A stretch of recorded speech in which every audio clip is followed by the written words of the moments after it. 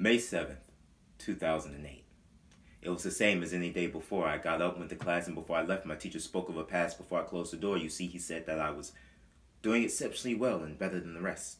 Told me to come to his place for some one-on-one tutoring. I'd finished class early and prove I'm best, so I took him up on his offer, saying no harm in the deal. I arrived at his home at 5:28 that evening. I remember checking the clock because I was supposed to be there at 5:30 and I didn't want to be late. So I walked up and I knocked.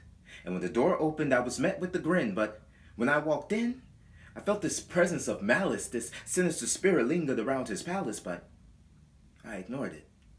As we studied, he kept feeding me compliments and I adored it. You see, he was the first person to make me feel worth something in a very long time. 6:31 p.m. As time progressed, he offered me a drink, and I didn't want to turn him down, not the man who spoke so highly of me, and not in his own home, so I accepted.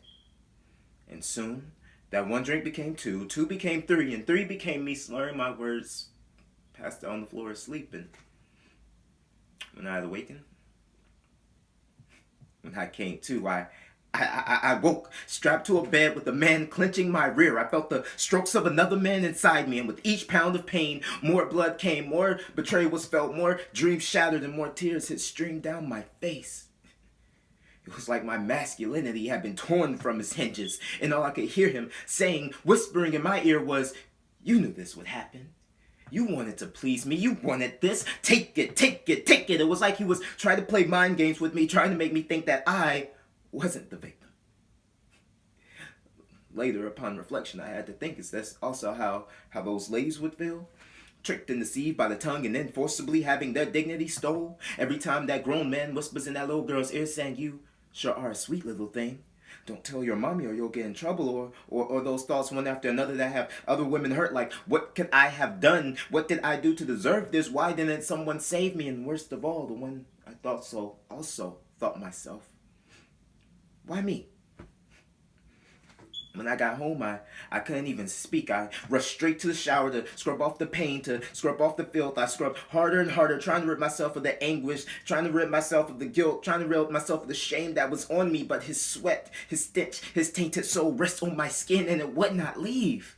It was like the rag I had used had become sandpaper, because the harder I scrubbed, the more my skin began to peel, and because the pain, it was something too real, and it had cut deep.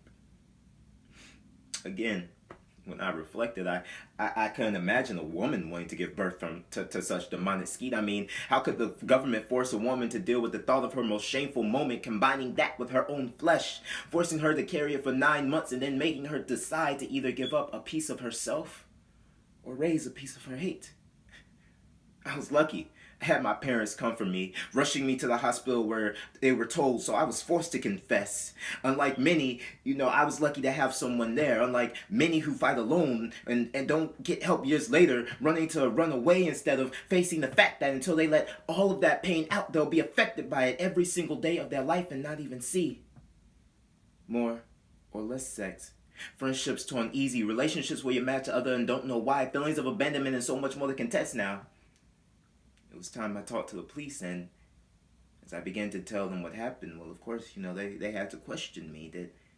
Did I know he slipped me a roofie? Did I know he was gay? Was I hiding in the closet myself? Why was I drinking underage anyway? Asking me so many questions, like, if I had blacked out, how did I know it was not consensual? So many questions suggesting that I might have been to blame, but I was only 15. A memory that left me forever stained, but regardless of who did what, he was to blame, for they did find the drug in my system, and I was indeed underage. But yet again, I thought about those women that had to stand on that very same stage getting asked questions like, what were you wearing? Were you being flirtatious? Were your pants too tight around your curves provocatively? Did your no sound facetious?